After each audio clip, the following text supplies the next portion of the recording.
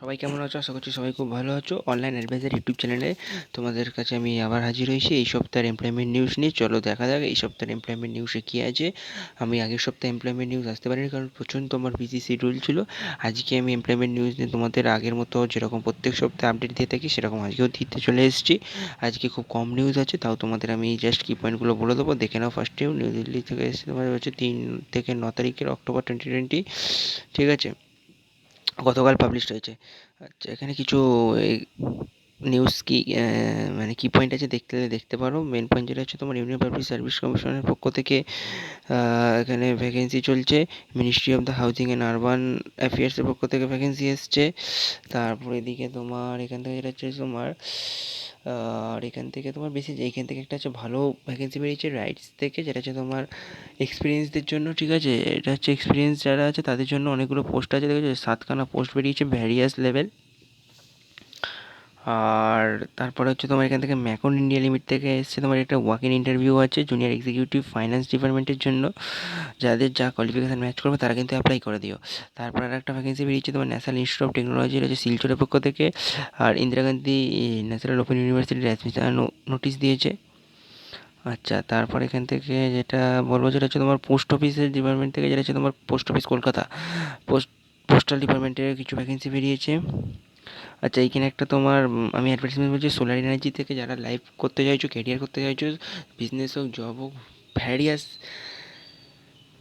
জিনিস নিয়ে ওটাকে বোঝানো হবে। আমাদের একটা ওয়েবিনার আর সেমিনার আছে, 2 দিনের হবে। 1000 টাকা এক্সাম ফি। এইখান থেকে এটা ডিটেলস ভালো করে পড়তে পারো। অনলাইন ক্লাসেস হবে, এখান থেকে তোমাদের ট্রেনিং দেওয়া হবে। আচ্ছা, আর তারপর হচ্ছে তোমার central council for the research in union মেডিসিনের পক্ষ থেকে ভ্যাকেন্সি বেরিয়েছে।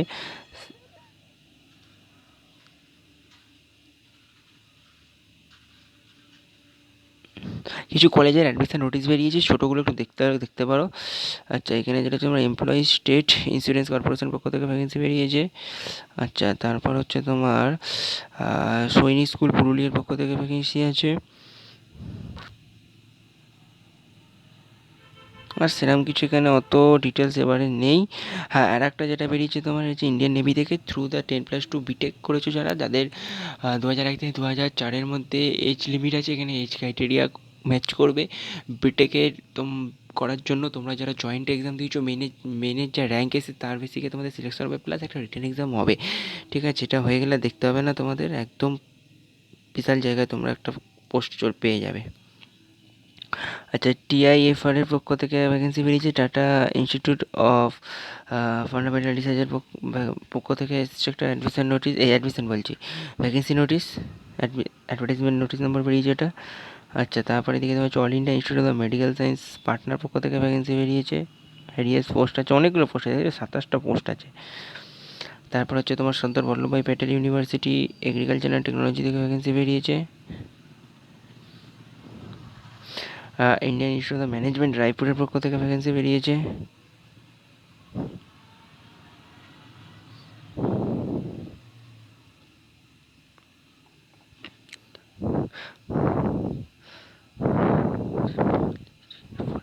ফরেস্ট সার্ভে অফ ইন্ডিয়া থেকে ভ্যাকেন্সি বেরিয়েছে। National institute of the fashion টেকনোলজির পক্ষ থেকে বেরিয়েছে। এগুলো ছোটো ছোটো অ্যাডমিশন নোটিশ আছে আর ছোটো ছোটো ভ্যাকেন্সি নোটিশ আছে, দেখতে পারো, কোনো অসুবিধা নেই।